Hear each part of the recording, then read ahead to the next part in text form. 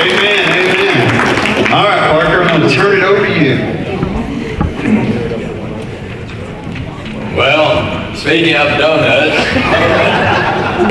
I'm happy to be here and happy to greet all of you. I greet you in the name of our Lord and Savior, Jesus Christ. And I'm still thrilled about our birthday last Sunday and the 136th crowd that we had in here to celebrate that. And then we had a great party last night on the McCoy farm, and we had about 80 people there. They told me over 80 people. And a wonderful dinner. There was plenty of food, and entertainment went well, and we just had a good time. And I was thinking about I just think we're a great church. You know, I used to say we're the best church in the country. There's a lot of good churches in the city, but we're the best church in the country. It's like that guy, he was selling donuts and on his street, and he put up a sign, the best donuts in America. And then another donut store opened up, and they put on their sign, the best donuts in the world. And so then another donut store opened up, and they put, we have the best donuts in the universe. And then the last donut shop moved in, and he put, we have the best donuts on the street. And I think that's how we are. We've got the best church on the street. There are several announcements in today's bulletin. The Methodist Men and Women meeting is coming up. That's not this week, but the following Tuesday. Please make note of that. At 6 o'clock, we will meet in the fellowship hall at Alcoa First United Methodist, where we met last time. They have some ideas about an apartment complex that's near here that we're trying to help out. The manager wants us to help with the children during the summer, and I think the ladies have other ideas, the men have other ideas, but that's one of the ideas. On your back of the bulletin, the announcement says child care, and I've just been talking. You know, Gerald Smith is our liaison between the school, Alcoa Elementary, and the church. They have offered help with child care. And so we're trying to get that up and running beginning next Sunday. Lisa just told me in the hallway that she's ready to go with that. And that's something that Pat Cherry is trying to supervise and organize, and Pat is with us this morning. Pat, would you wave on the now? Please see Pat about child care, and I'm serious. She's going to work this out where it's maybe every 6 weeks or something. But her phone number and email are in today's bulletin. Pat has materials and resources. Lisa has workers who are going to help us. So we're trying to do that. And this will also dovetail with this apartment complex and their need for help with the children in the summer. And maybe we can get our children's ministries, younger people involved in our church. Our call to worship is from Psalm 67, and it is in today's bulletin. The 67th Psalm. May God be gracious to us and bless us. May His face shine upon us. That your ways may be known on earth, your salvation among all nations. May the peoples praise you, O God. May all the peoples praise you. May the nations be glad and sing for joy. For you rule the peoples justly and guide the nations of the earth. May the peoples praise you, O God. May all the peoples praise you. And then the land will yield its harvest, and God, our God, will bless us. God will bless us, and all the ends of the earth will fear Him. Let us pray. O God, you have prepared for those who love you such good things as surpass our understanding. Pour into our hearts such love towards you that we, loving you in all things and above all things, may obtain your promises, which exceed all that we can desire. Through Jesus Christ, our Lord, who lives and reigns with you and the Holy Spirit, one God, forever and ever. Amen. Our opening hymn is 234, Wonderful Words of Life. If you will stand with me as we sing all three verses. 234. Sing them over again to me, wonderful words of life. Let me more than beauty see, wonderful words of life. Words of life and beauty, teach me faith and beauty. Beautiful words, wonderful words, wonderful words of life.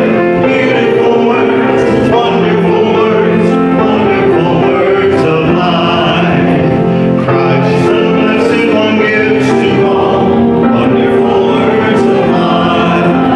Sinner listen to the loving call, wonderful words of life. All so freely given, moving us to heaven. Beautiful words, wonderful words, wonderful words of life. Beautiful words, wonderful words, wonderful words of life. Sweetly echo the gospel call, wonderful words of life. Offer pardon and peace to all, wonderful words of life. Jesus only Savior, sanctified forever. Beautiful words, wonderful words, wonderful words of life. Beautiful words, wonderful words, wonderful words of life. What do you believe? I believe in God, the Father Almighty, maker of heaven and earth, and in Jesus Christ, his only Son, our Lord, who was conceived by the Holy Spirit, born of the Virgin Mary, suffered under Pontius Pilate, was crucified, dead, and buried. The third day he rose from the dead. He ascended into heaven and sitteth at the right hand of God the Father Almighty. From thence he shall come to judge the quick and the dead.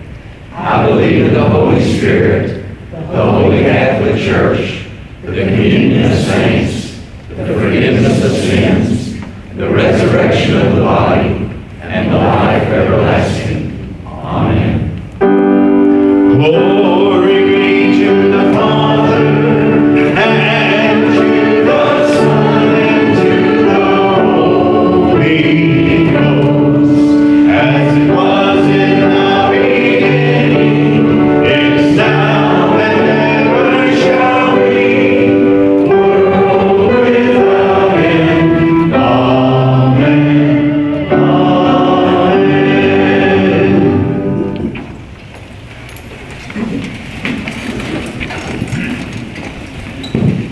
We have a special treat this morning. We have some people joining our church, and I'll ask Bob and Debbie Ryan if they will come at this time. And Joella Anderson is going to come down here with us.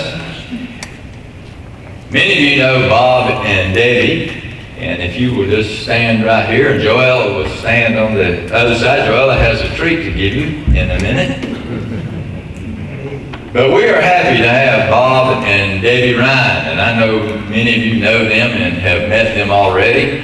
I had coffee with them at Chick-fil-A, and they asked me all kinds of questions about the church, and they take this seriously, and I'm happy that they do. And I'm also very happy that they're going to join.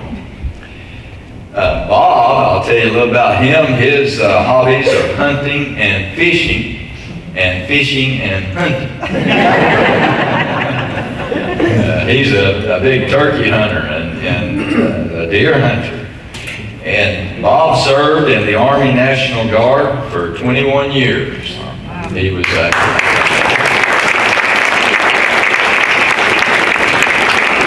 He was a helicopter crew chief. And Bob is now retired. Debbie worked at the city of Maryville for 40 years. So she's you can give her a hand. She helped keep that city in good standing, I think, in a lot of different areas, because she worked hard. Debbie's hobbies are walking, hiking, bicycling, and reading. So she's obviously likes to health, enjoys exercise and reading. I like those hobbies too. I don't do them, but I like them.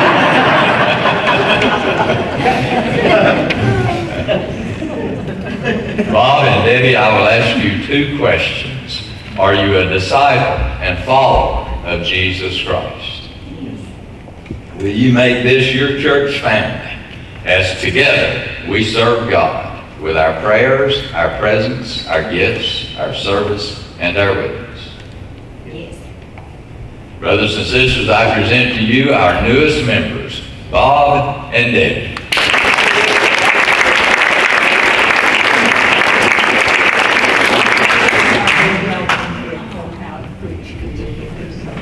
We love these guys right here. Do you have anything you would like to All I can say is I sure am glad that when they passed the attendance through, now I can actually mark I am a member. Full-fledged member. That's right, you are. Bob, you. Thank you. You're welcome. God bless you.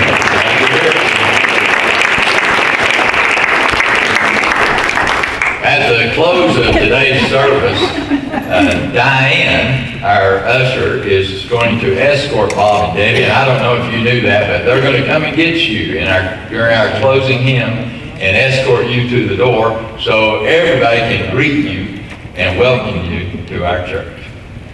God bless you.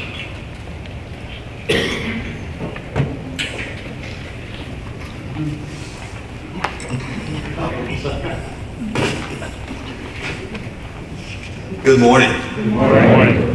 Our reading today is from the 14th chapter of John, verses 23 through 29. Technical difficulties. No, it's okay. Hold on, we can hold on. I think Connie set this one up. Okay. I usually do. Don't blame everything on Connie. Let's start over. Our reading today is from the 14th chapter of John, verses 23 through 29. And Jesus replied, "If anyone loves me, he will obey my teaching. My Father will love him, and we will come to him and make our home with him. He who does not love me will not obey my teaching. These words you hear are not my own. They belong to the Father who sent me. All this I have spoken while still with you.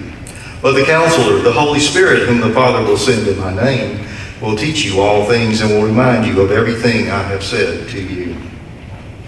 Peace I leave with you, my peace I give you. I do not give to you as the world gives. Do not let your hearts be troubled, and do not be afraid. You heard me say, I am going away and I am coming back to you. If you love me, you will be glad that I am going to the Father, for the Father is greater than I. I have told you now before it happens, so that when it does happen, you will believe. This is the word of God for the people of God. Thanks be to God. Let us pray. Thank you, dear Father, for your Son, our Lord, for his living presence in the days of his flesh, and for his living presence always through his Holy Spirit. Thank you for these, your sacred writings, the dependable word written under the inspiration of the Spirit. Help us, we pray, to follow it more fully.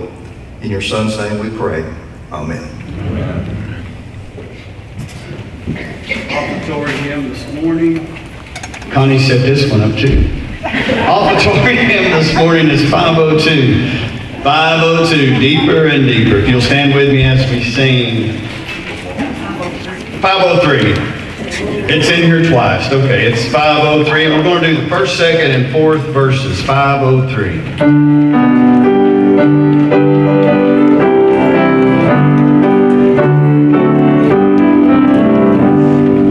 Deeper, deeper in the love of Jesus, baby, let me go. Higher, higher in the school of wisdom, more of grace to know. Oh, deeper yet I pray, and higher every day.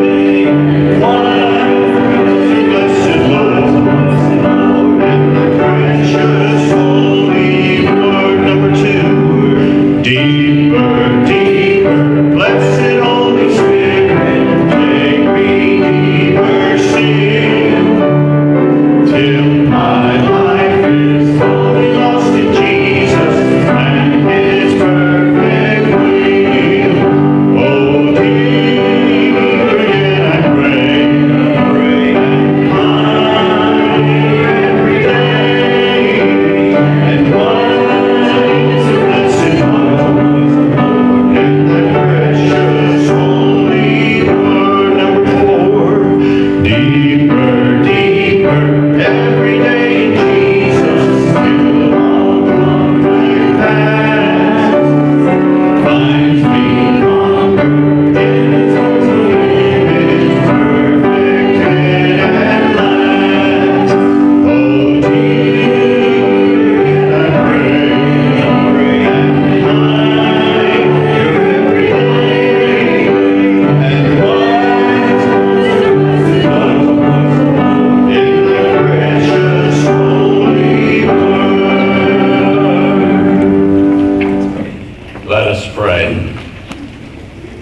O Almighty God, who pours out on all who desire it the spirit of grace and of supplication, deliver us when we draw near to Thee from coldness of heart and wanderings of mind, that with steadfast thoughts and kindled affections we may worship Thee in spirit and in truth. Through Jesus Christ our Lord, who taught us to pray, saying, Our Father, who art in heaven, hallowed be Thy name. Thy kingdom come, Thy will be done, on earth as it is in heaven. Give us this day our daily bread, and forgive us our trespasses, as we forgive those who trespass against us.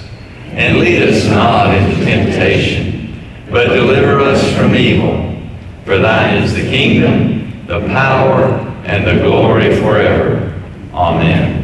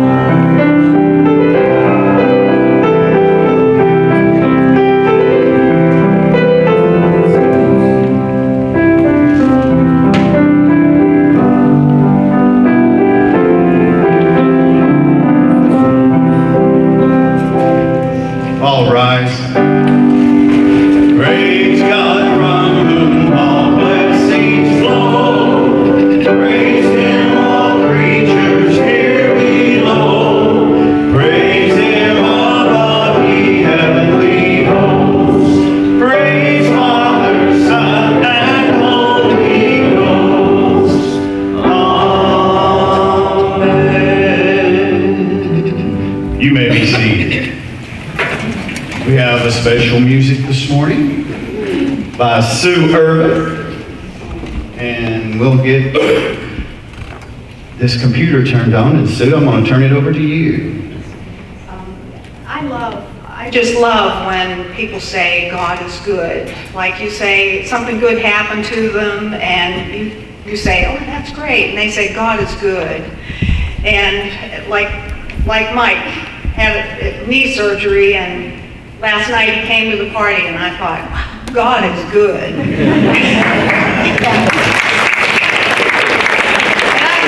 I sat out there last night and everything was so beautiful.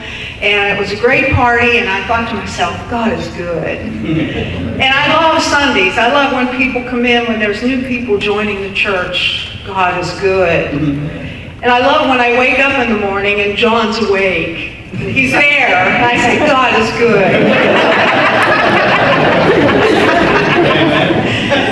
So God is good. All the time.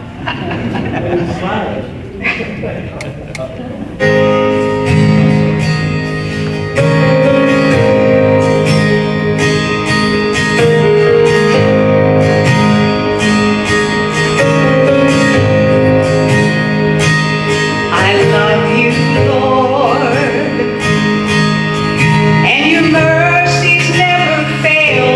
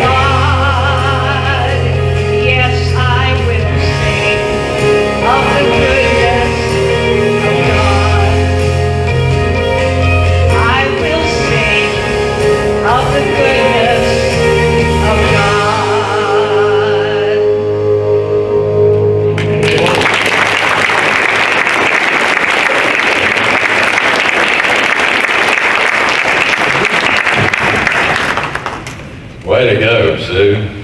And we really enjoyed that. And all our lives he has been faithful. His goodness, we will sing of his goodness. Thank you, Sue.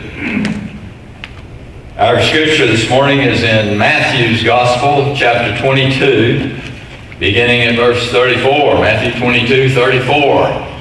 And in light of our 1-year birthday, I'm preaching a series about church, what it means to be a church.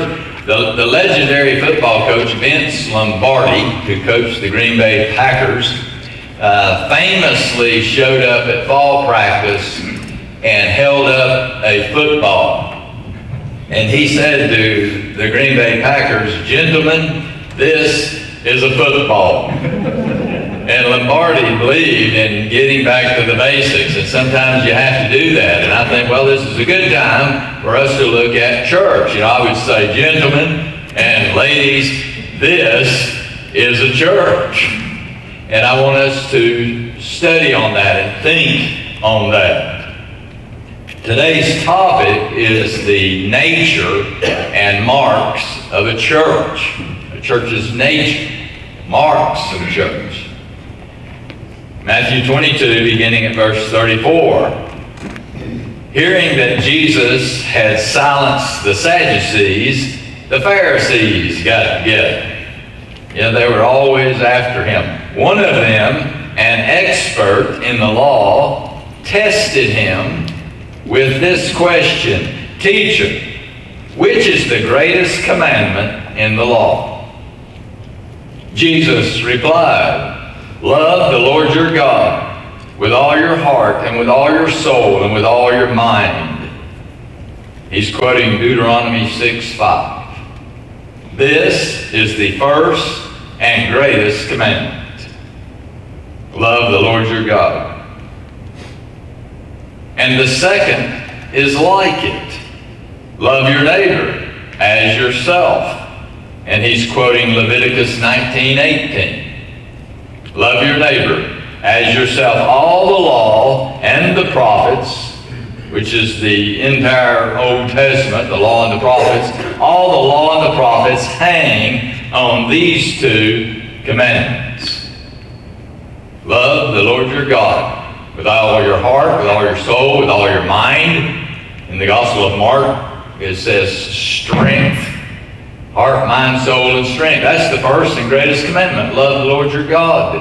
And the second is like it. Love your neighbor as yourself. That's what Jesus taught.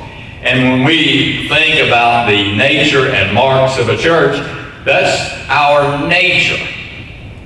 Number one, a church loves God. Theologians call this doxological. It is the practice, the practice of loving and praising God. The Westminster Shorter Catechism, the very first lesson in that catechism, says, what is the chief end of man? The answer: to glorify God and enjoy Him forever. That's the chief end of man. That's the meaning of life. To glorify God, or to worship God and enjoy Him forever. You know, I was thinking of that when I pulled the truck out here to the soccer field. I dropped Carol off. She comes in for Sunday school. We were running late this morning, but she normally goes to Sunday school. I pulled out there by that soccer field and did so this morning and studied, you know, sort of go through this final time. And the robins were all over the soccer field. The sun is shining. You know, the trees were gently swaying in the breeze. And I thought, you know, they're enjoying God. That's what they're doing. And the birds may be praising God. We don't know. Maybe when they're singing, that's what they're doing. That is what a church does. That is our nature. We do that naturally. We love God. We sing the doxology, praise God, from whom all blessings flow. We are praising God.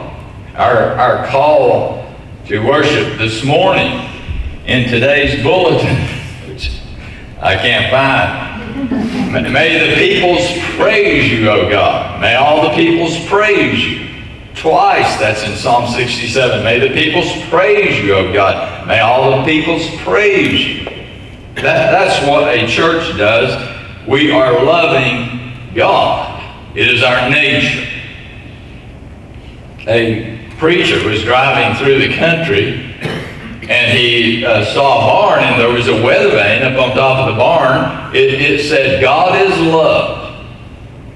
And the preacher slowed down and stopped, and about that time the farmer walked out of the barn, and the preacher said, I noticed that weather vane.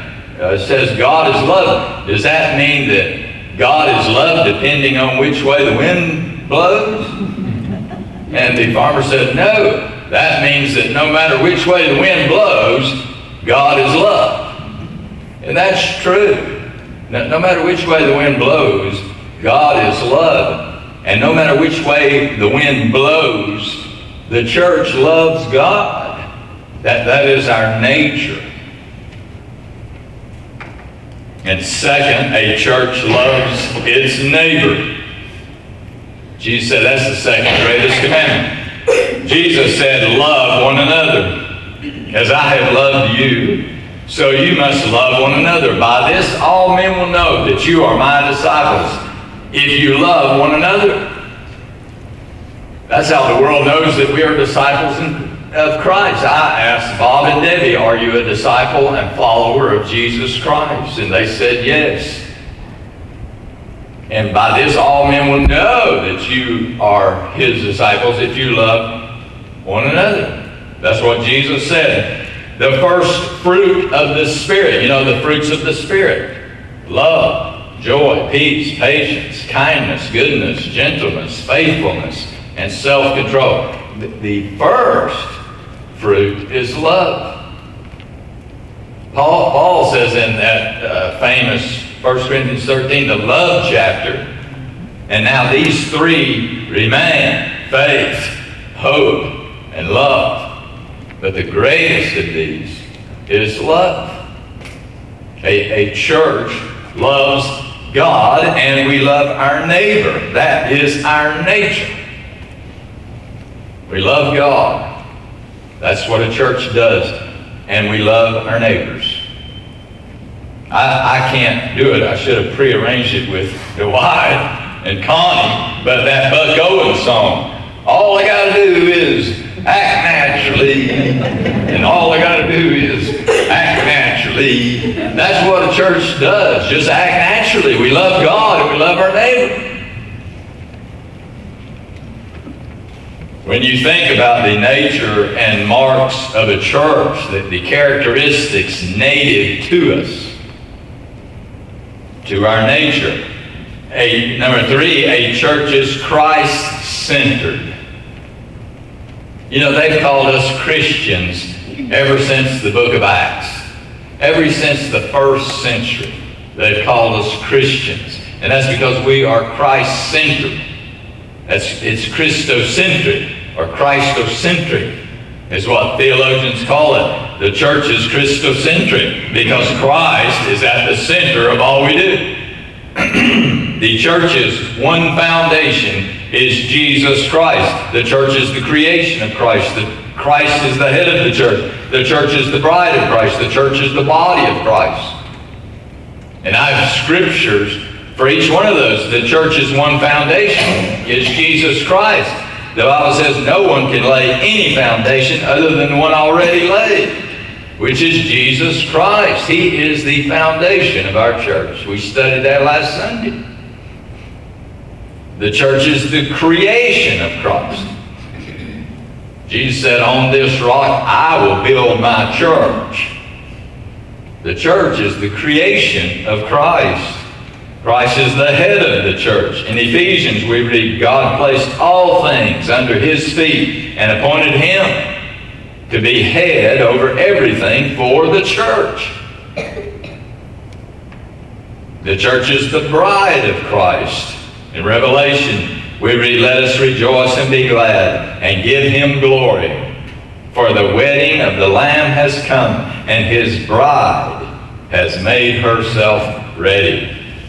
And we should always be ready. We are the church. We are the bride of Christ. The church is the body of Christ. Romans 12, in Christ we who are many form one body, and each member belongs to all the others. We're one body.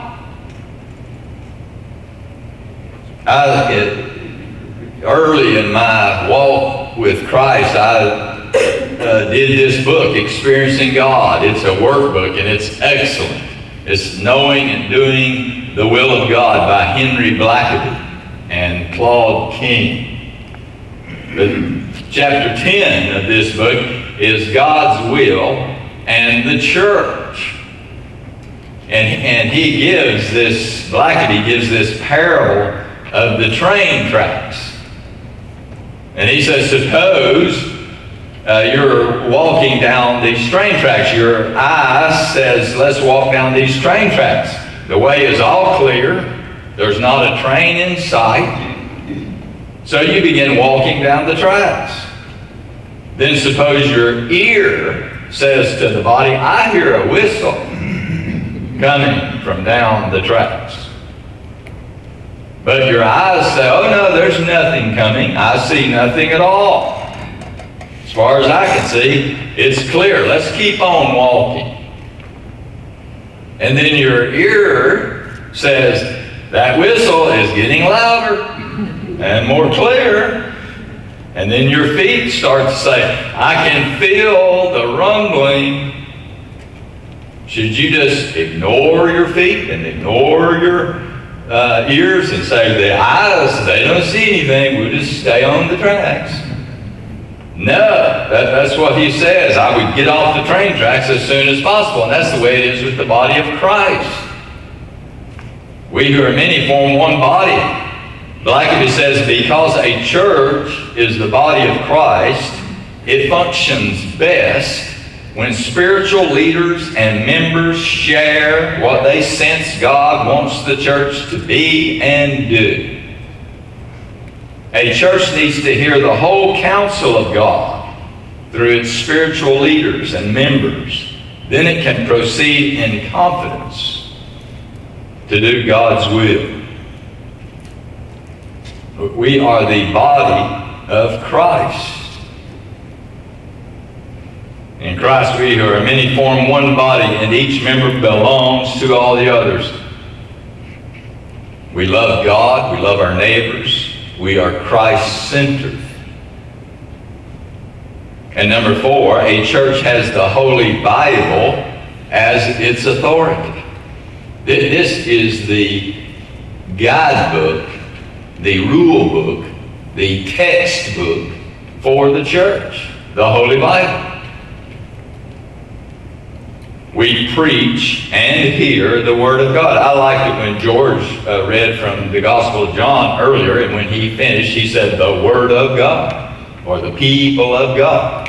And you said, thanks be to God. It is the Word of God. 2 Timothy 4:2 says, preach the Word. And I love that scripture. Preach the Word. Be prepared in season and out of season, correct, rebuke, and encourage with great patience and careful instruction. This is what should be preached and heard in the church. The Holy Bible. I have the proposed catechism for the global Methodist Church. And many of you know what's going on, the United Methodist Church, and our leadership, our church council in this church, Smoky Mountain Methodist Church, is considering joining the Global Methodist Church. They launched May the 1st. I announced that on that Sunday. It was a Sunday. And then in the proposed catechism, which the Global Methodist Church has to approve, the canonical books of the Old and New Testaments are the primary rule and authority for faith, morals, and service against which all other authorities must be measured. We believe the Holy Bible, Old and New Testaments, reveals the Word of God, so far as it is necessary for our salvation. It is to be received through the Holy Spirit as the true rule and guide for faith and practice. Whatever is not revealed in or established by the Holy Scriptures is not to be made an article of faith. The church preaches and teaches the Holy Bible as the Word of God. I was surprised when I got this month's issue of Decision Magazine, which many of you know, this is put out by the Billy Graham Evangelistic Association, and the cover says, "Progressive Christianity can lead you to hell." But that ought to get your attention. And I know exactly what they're talking about. It's progressive Christianity, they call it. They want to let the culture be their rule, as opposed to the Bible. And Franklin Graham is actually preaching the sermon in here. And he says, progressive Christianity denies the divinely inspired authoritative truth of the Bible. For example, although Scripture clearly says that marriage is between one man and one woman, proponents of progressive Christianity twist and distort the truth of God's Word on sexuality, focusing on such nonsensical trends as gender identity.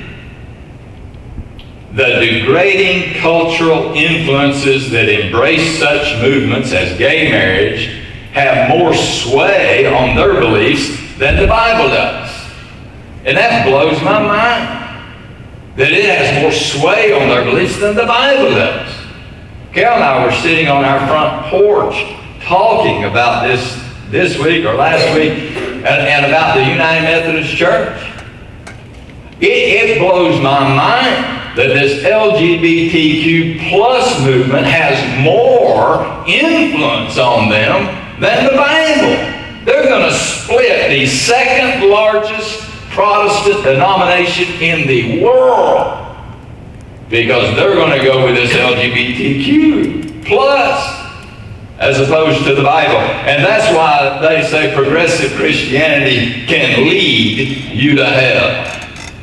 It makes me mad. I think that's obvious to you.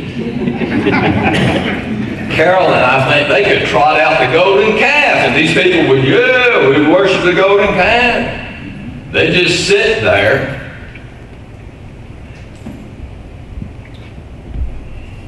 So the real ultimate danger is that progressive Christianity can send a person to hell.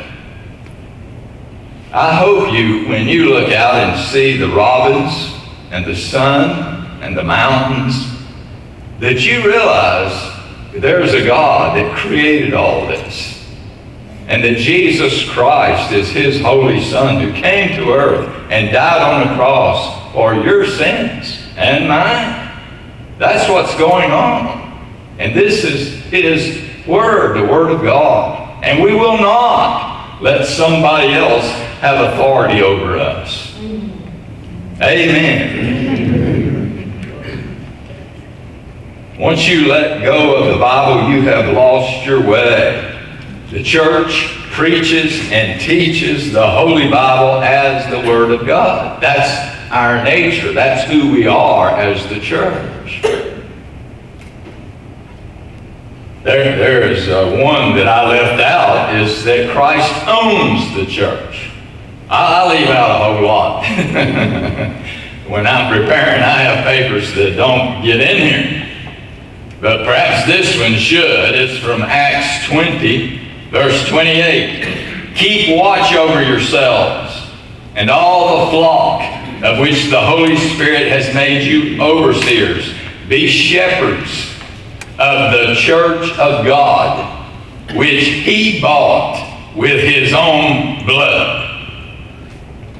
He bought it. I assume He owns it. Christ owns the church, and He bought it with His own blood. And we should stand strong as the church. We love God and we love our neighbors, and Christ is at the center of our church, and the Bible is our holy guide, our text, our authority. And finally, for today, number 5, a church administers the sacraments of the church.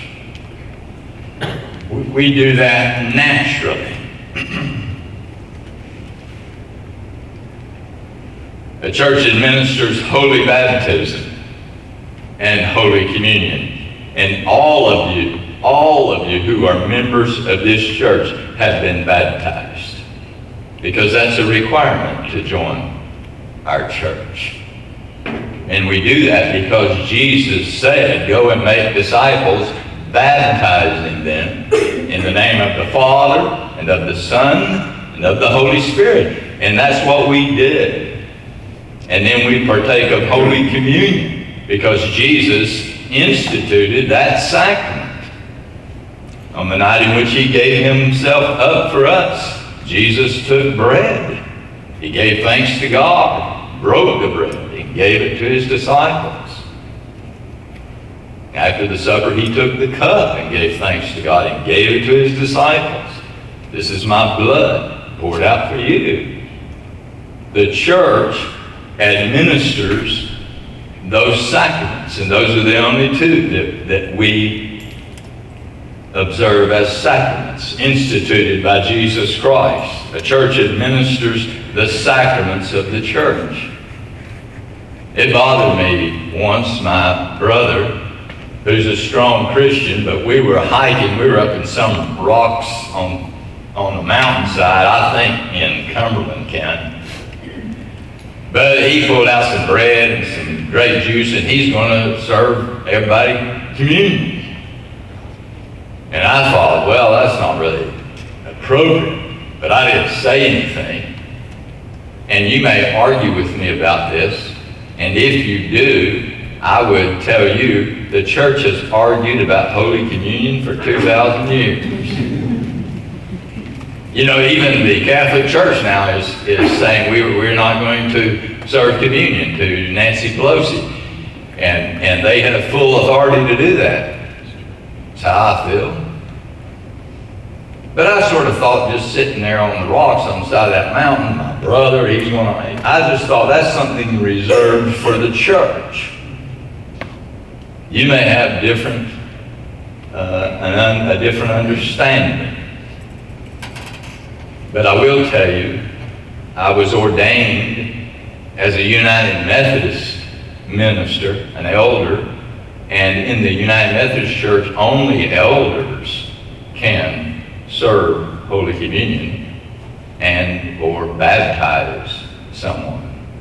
They're given that authority at ordination.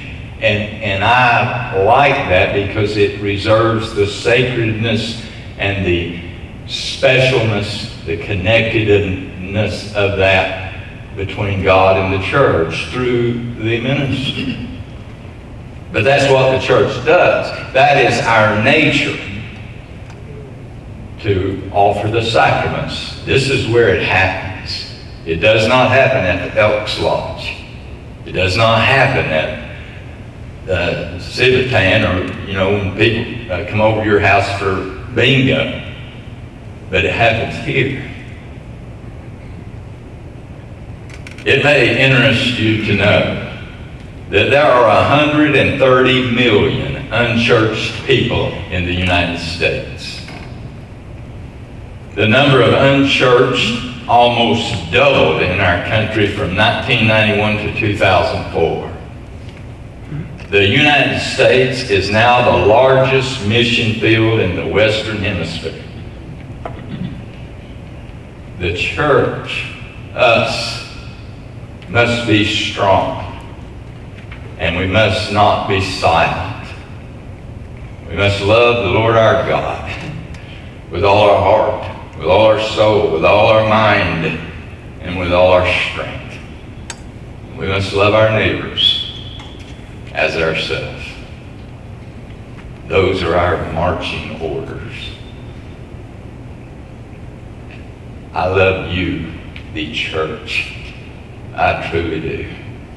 And I know you love me and each other as well. Let us pray. Holy God, we commune with you as we worship you in spirit and in truth. Father, I am reminded of all those whom we know throughout our lives who are on this same journey. They are the church as well. You said you have sheep that are not of this flock, and you have them all over the world. I pray that you will make your church stronger, that you will call your church out, that we would have an awakening in your church all over the world, and certainly in our country and in our community. God, use us until you use us up. And in the strong name of Jesus Christ we pray. Amen. Closing hymn this morning is 459. If you will stand with me as we sing, I Need Thee Every Hour. 459, we'll do the first and fourth verse. I need thee every hour, most gracious Lord. No tender voice like thine can peace afford. I need thee, oh, I need thee. Every hour I need thee, oh, bless thee now, my Savior. I come to thee. I need thee every hour, most holy one. Oh, make me thy redeemed, thou blessed Son. I need thee, oh, I need thee. Every hour I need thee. Oh, bless thee now, my Savior. I come to thee. May the love of God and the grace of our Lord and Savior, Jesus Christ, the communion of the Holy Spirit be in you and remain with you always. Amen.